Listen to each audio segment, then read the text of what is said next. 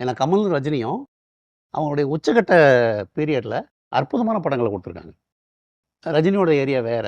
அவரு வந்து entertainment plus எல்லாமே பண்ணிட்டு இருந்தாரு. அதுல 100 பேர அடிப்பாரு. ஆனா, ஆடியன்ஸ் மைண்ட்ல வயலன்ஸ் வராது. இப்ப அவங்க பண்ண இந்த 2, 3 படங்கள்ல வந்து ஆடியன்ஸ் மைண்ட்ல வயலன்ஸ ஏத்தக்கூடிய குறிப்பா ஜெயிலர் இருக்குல்ல. ஜெயிலர்ல ரொம்ப குரூரமான வயலன்ஸ். உதாரணமா அந்த dining table scene. Dining table சீன்ல ஒருத்தன படுக்க வச்சு கழுத்துல கத்திய வச்சு ஒரு பாஸ் குடுக்குறாரு.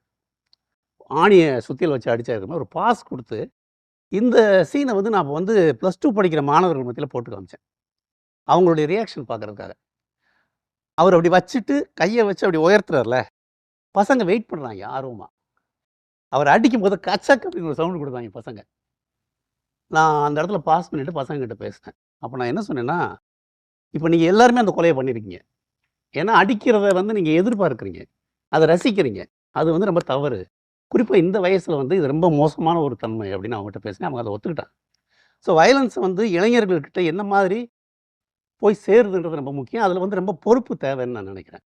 ஏன்னா, நான் சொன்னேன்ல குரு சிஷ்யன் படத்துல வந்து ரஜினிகாந்துக்கு வந்து அப்ப 2 பக்கமும் ஏறிருச்சு முடி. காலேஜ்ல இருக்கக்கூடிய நெறைய முடி இருக்க பசங்கலாம் வந்து அந்த இடத்துல ஷேவ் பண்ணியிருந்தாங்க. அப்புறம் நாயகன் பார்த்துட்டு எல்லாரும் மீசை எடுத்துட்டாங்க.